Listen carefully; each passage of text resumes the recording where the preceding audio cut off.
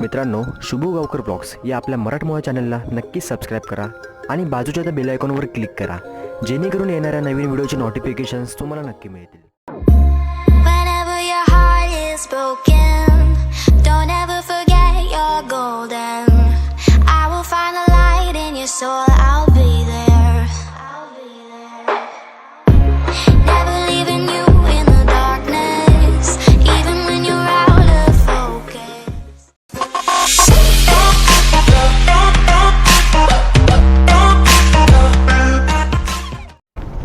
नमस्कार मित्रांनो, आज कर्नाळामध्ये कर्नाळामध्ये जस्ट आपण एंट्री केली आहे. एंट्री केल्याच्या नंतर एक लक्षात घ्या की तुम्हाला 30 रुपये एका पर्सनचे भरावे लागतात.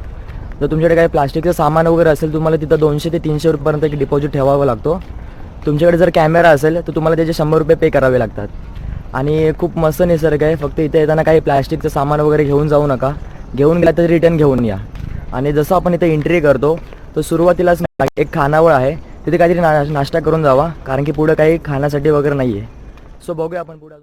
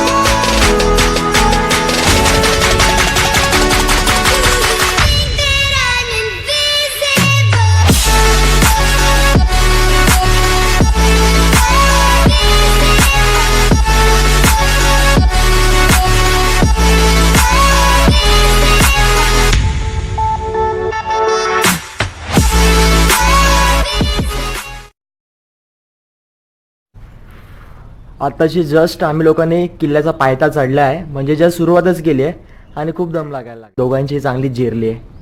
पुढे पुढे अजून तर खूप चढायचं आहे. बघूया अजून किती मजा आहे.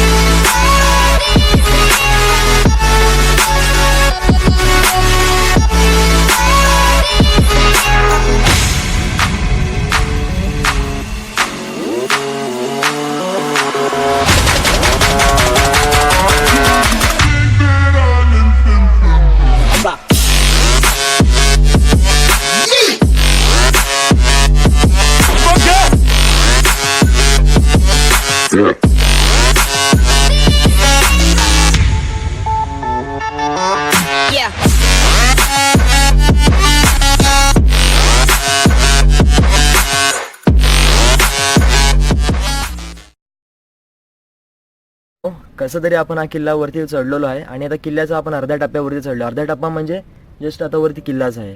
आणि सुरुवातीलाच आपण जसं केल्यावरती चढायचा प्रयत्न करतोय. आपल्याला कर्णावती देवीचं मंदिर मिळालं आहे. देवीचं दर्शन घेऊन आता आपण पुढची चढाईसुद्धा करून घेऊया.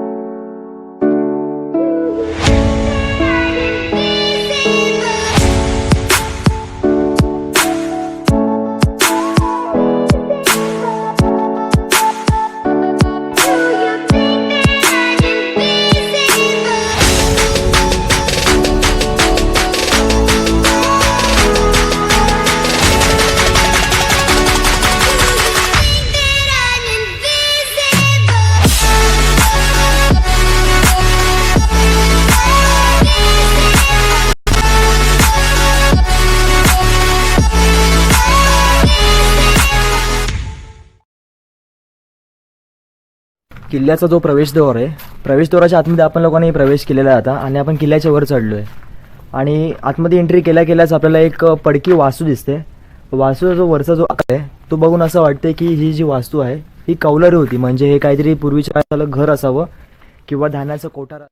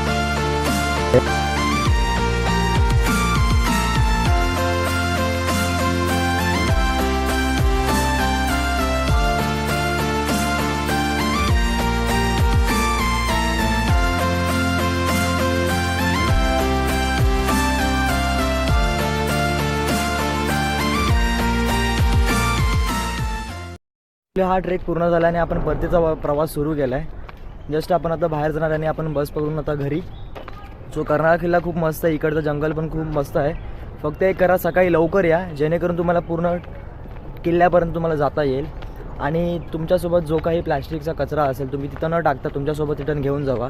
तिकडचे जे प्राणी असतील म्हणजे जे माकडं असतील, पक्षी असेल किंवा कोणतेही इतर प्राणी असतील त्यांना फक्त सतावू नका.